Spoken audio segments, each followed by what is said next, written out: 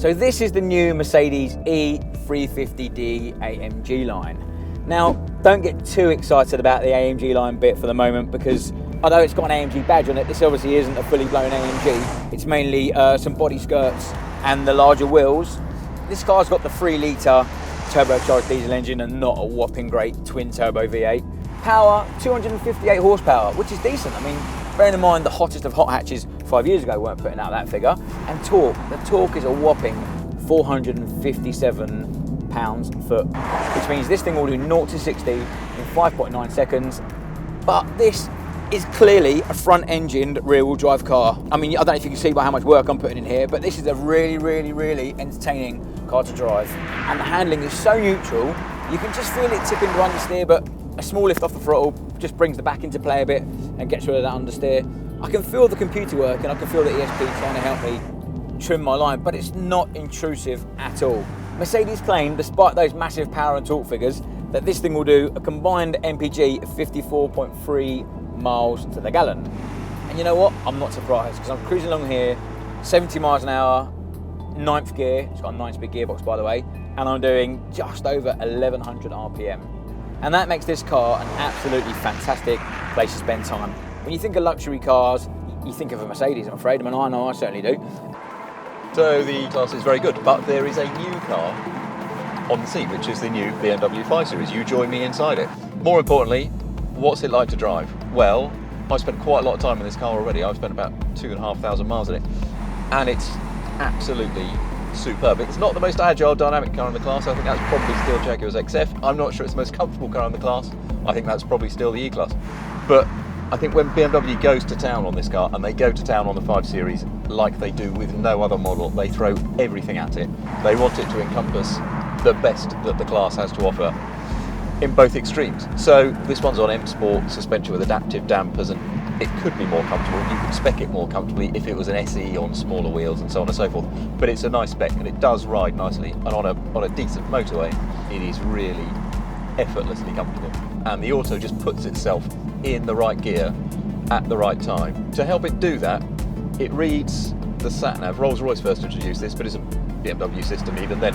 It reads the sat-nav, it knows what corners are coming up, it knows how fast you're going.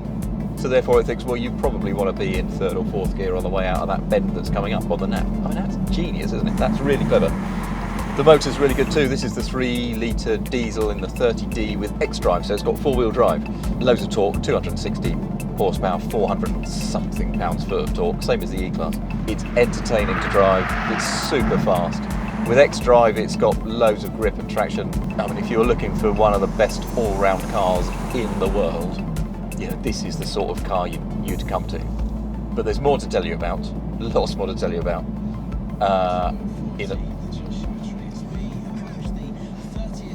More to tell you about, which includes gesture control to turn the radio up, like I just did inadvertently.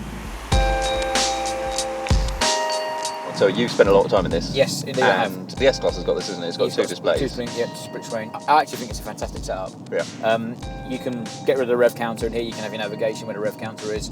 You can have your eco display where the rev counter is, and it's so easy to read, really clear. My only gripe with this whole thing is everything is triplicated.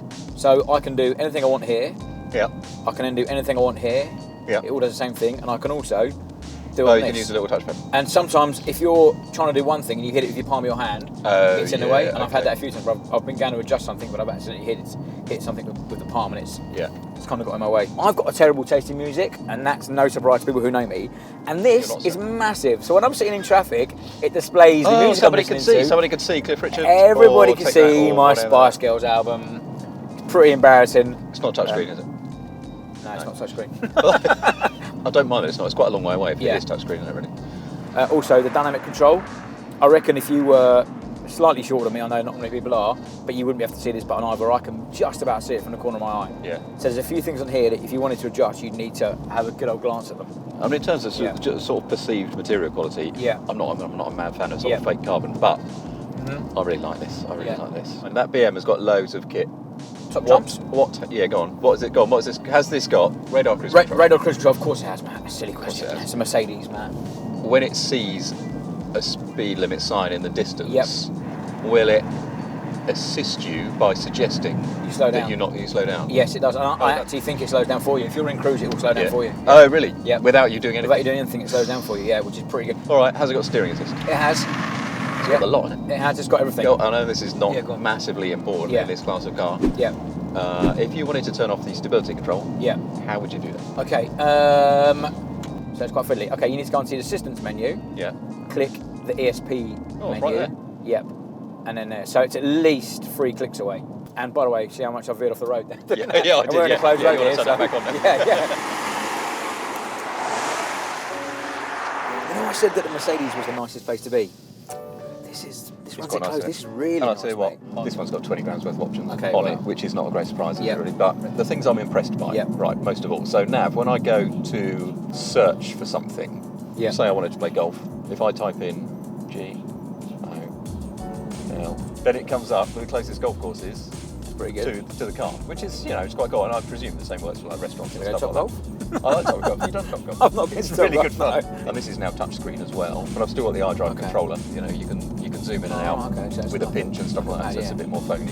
But interestingly, I was looking at your eyes when you're doing that. Yeah. Your eyes are off the road for such a long I time. know. Same as That when I is was a setting the problem. system in the That Mercedes. is a problem. So the other thing I like about this, online entertainment, I think Spotify or Deezer or Online both. entertainment. And you can Could be search distracting. Couldn't it? anything. Not that sort of entertainment. That could be distracting. any song you want to search up, you just it's got in there, which I quite like. I've got gesture control, so I can turn up the radio. Oh, now that is clever. That is but really it's good. actually quicker to do. It's actually quicker to Yeah, do that yeah. or use this. If, like me, you come from an Italian family and everybody waves their hands around when they talk, You better turn it off. you turn it off. Yeah, Okay. you've got to. You've got to. It's not going to work here because we're on test track. But in terms of radar cruise control, steering assist. Yeah. I don't know about you, mate. I just find it really takes the fatigue out of a long journey. I struggled with it. Like, to be honest, I had to go with it yesterday when I was driving this car back from Yorkshire. Yeah. At first, I didn't know where to put my hands. So when it's on, Yeah. I would kind of put my hands in my lap, and then every sort of 5 or 10 seconds, it would prompt me to turn the wheel. But all you have to do is touch Tiny it. touch. You don't actually have to put in inputs. With some cars, you have to put an input in. And it- you should. And it's semi-autonomous anyway, isn't it? So you Yeah. should have your hands on the wheel or And thereabouts. also, I found there was a slightly Anyway. odd feeling when it was active. If you tried to take control yourself, it gives the steering a really Oh, weird yeah, way. yeah, yeah. It Yeah, kind yeah. of counters. It doesn't really Yeah. like. And on some slip roads, it loses where the inside line is, and it just goes, oh, and then it wakes up Exactly, yeah. and it punches So back. I'm not that blown away by the whole system. I know it's clever, but for me at the moment, it's still a gimmick. Yeah, I've just driven this back through France and Yeah. Spain. There is cool. Really? There Okay. is really handy, and because it's BMW, ESC off is only one push away. I think for the sake of testing, Matt.